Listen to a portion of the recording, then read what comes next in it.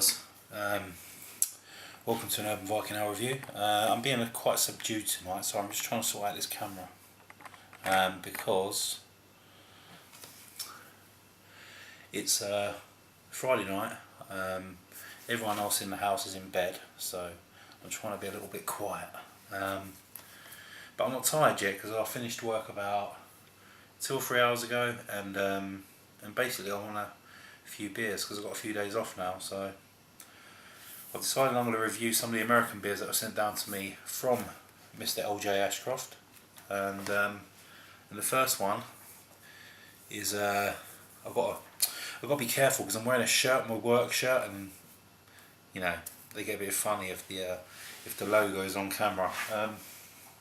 Anyway, the beer I'm going to be reviewing is from the Pennsylvania Brewing Company, and it's the Penn Dark Lager beer, which comes in at I don't think there's an ABV on this one, just the government warning. Let's just say 5%. It's a lager, so I'm not expecting it to be very strong. There you go, that's what it looks like.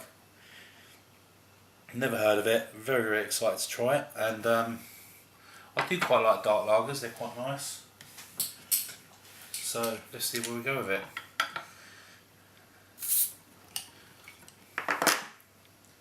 Okay, lovely crown on that one. I haven't got that one, so that's a good one to keep. Let's get it poured.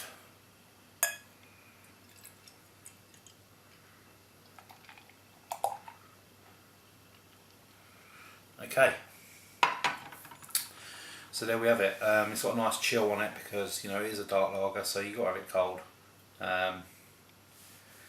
Nice sort of dark. It's not completely dark. You can see a little bit of light coming through the bottom, but it's jet black. It looks like a glass of Coca-Cola or something. You got a slightly sort of off-white head to it. A few bubbles clinging to the glass. I was told in one of my comments by Mr. Stumpy Joe Jr., Ryan, that when the bubbles cling to the glass, it means you haven't washed your glass very well. And one of my reviews, all the bubbles are stuck to the side of the glass because I'm a lazy sod. I do wash them, but maybe I don't do as great a job as I think I do. Anyway, there you go. Nice and dark, tiny sort of head. Let's give it a sniff. Yeah, it's got that sort of typical dark lager smell. It's quite clean. You're getting some nice sort of very light sort of dark cherry, little bit of sort of black currant. You know, the sort of very slight sort of sweet dark fruit. It's very, very faint though. I'm getting almost like a little bit of almond as well, which is quite strange. Like a very mild sort of sweet almond. But overall, it's very, very faint. I mean, these are flavours that I'm just really pulling out. So let's just give it a go. AJ, thank you very much. Cheers.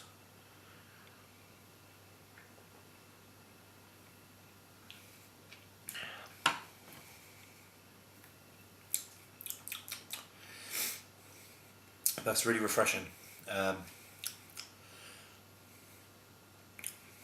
tell you what it does taste like. It tastes a lot like the Loch Lomond, I'm going to get that correct, the Loch Lomond Brewery Kessig, which is a dark ale I had recently.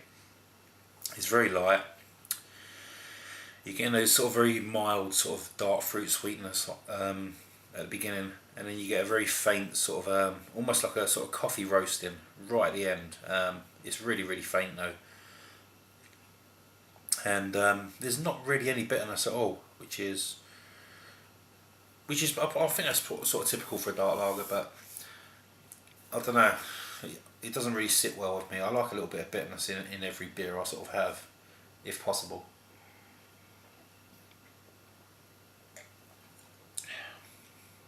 Like I say, it's very, very drinkable.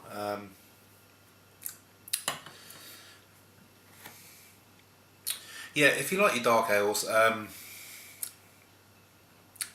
dark lagers, you know, very light, very fruity, slight bit of roasting, then you know this is for you definitely.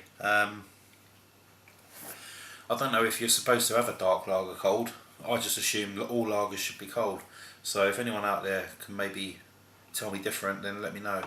But I can't see this sort of coming out with more flavour the more it warms up, because as it is, it's a very crisp and refreshing beer, which has got a very nice sweet burp as well. So there you have it. Rating wise, I'll probably give it about, let's have one more go.